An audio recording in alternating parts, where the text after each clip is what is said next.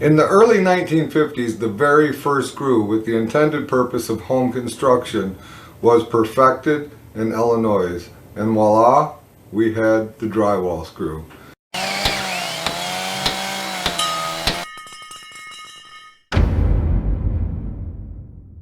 Hi everybody, I'm Jim Dierdorf and this is Detroit DIY. Let's look into this. In the early 1950s, Paul Quigg, an Illinois fire protection engineer, and a team of co-workers from the USG Corporation perfected the drywall screw. Its intended purpose at that point in time is a little bit cloudy. I can't really find anything in my research other than it was invented to attach drywall to metal studs. However, since there was a fire protection engineer involved in the drywall screw in the very beginning, and in the very beginning drywall was small panels that were used for fire protection barriers, I have to assume that the screw was intended to use for a fire barrier, a firewall. I do know that when the wood heats due to a fire, that the tension around the nails that the wood is creating releases, and the nails will withdraw from the wood, or basically the drywall can just fall off. So in my assumption, I believe that the drywall screw was truly invented to secure drywall to fire breaks, to help keep buildings safe, or to keep the fire from spreading rampantly throughout the structure. Even though the drywall screw was introduced in 1950 and it was used very little, it didn't take off until way later in the 1970s. In fact, plaster was the preferred method for finishing the walls inside a home all the way up until World War II. In World War II, there was a labor shortage. Plasters were just not abundant. The job took a long time. It was perfection to the finest. A plaster wall is a very fine wall. And drywall back then was considered poor man's plaster. It just wasn't something that was desirable or something that somebody wanted in their home. When the war created the labor shortage, drywall became the preferred method of finishing a wall. Not necessarily that it was the best, but it was the fastest, it was the less labor intense, and it was the preferred method for builders and contractors to get the job finished and get it finished in a timely manner. Since then, drywall has just taken off. Plastering was forgotten. It's a lost art. There's very few people that know how to do it, that can contour the plaster the way that it used to be contoured. To make the intricate moldings and the intricate things that they used to do with plaster was phenomenal. If you ever have time to do some research on it, I recommend that you do so. These were true craftsmen at that point in time, and this just couldn't be done with drywall. However, it could be done with moldings, crown moldings, and other ornate type moldings that could be put around the windows and around the top edges of the walls and even on the baseboard to make it emulate the look that they used to get with plaster. For many years, the drywall screw was the only screw used in home construction. However, the next screw to come along was the cabinet screw. Prior to the 1950s, cabinets were furnished, and a lot of it was furnished with metal cabinets. These metal cabinets came about from sheet metal companies that were manufacturing war-type items with sheet metal, whether it be fenders for military vehicles or toolboxes or whatever.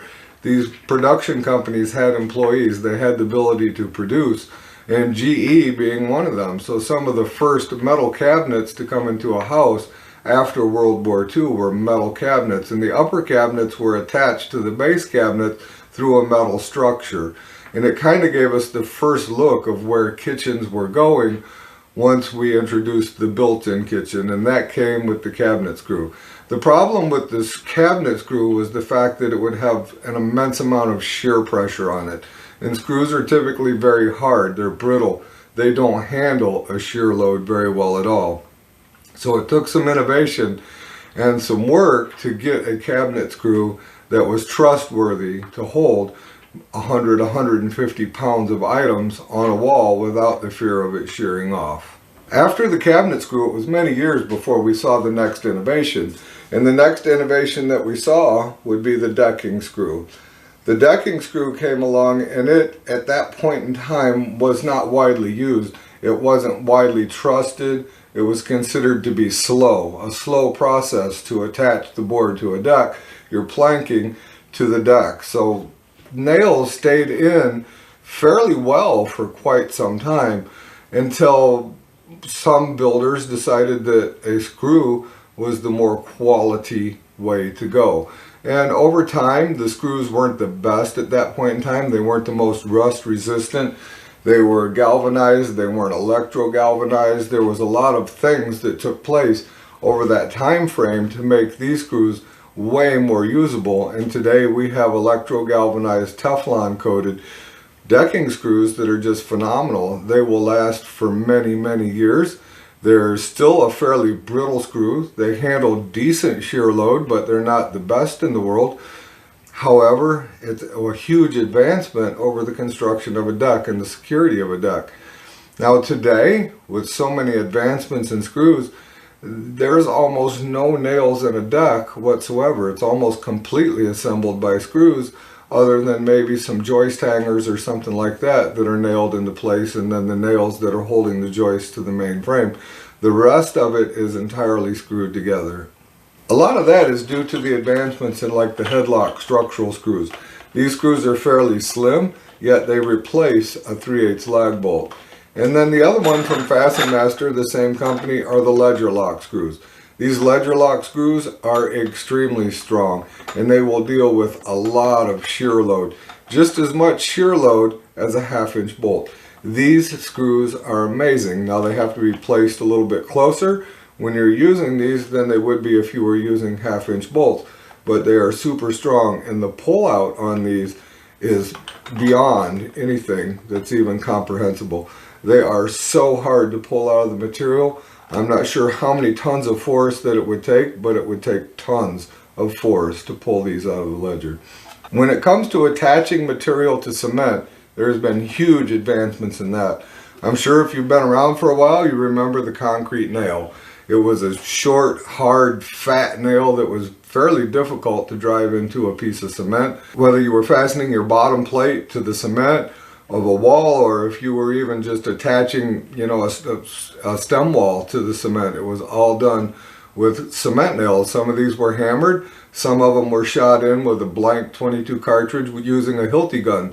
And these are still today, at least the 22 blank cartridge in the Hilti gun is still a very common way today to nail and to quickly nail a base plate or the bottom of the wall to a concrete slab.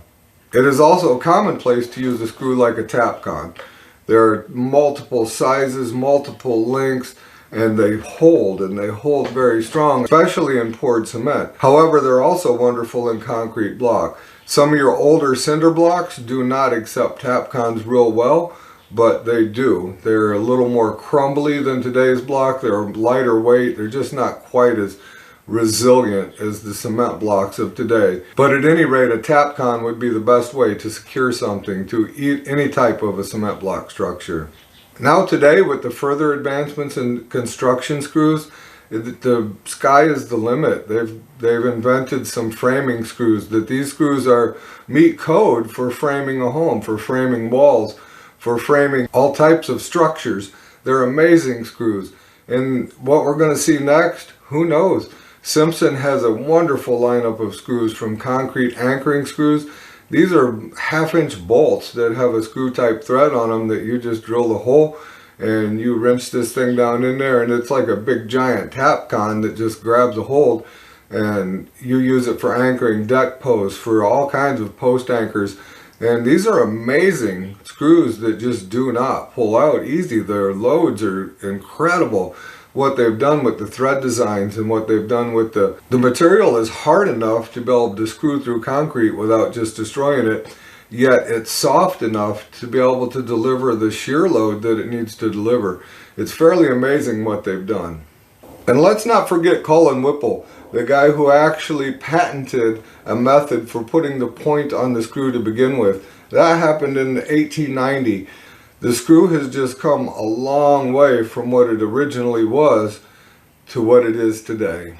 If you'd like to get an amazing shirt like this, I've put a link down in the description to our store. You can find t-shirts, sweatshirts, all kinds of cool stuff. I'd greatly appreciate it if you'd go check it out. If you haven't subscribed yet, I would also greatly appreciate it if you would consider doing so. That's all we got for this time. Always remember to respect the power of your power tools, and we'll see you soon.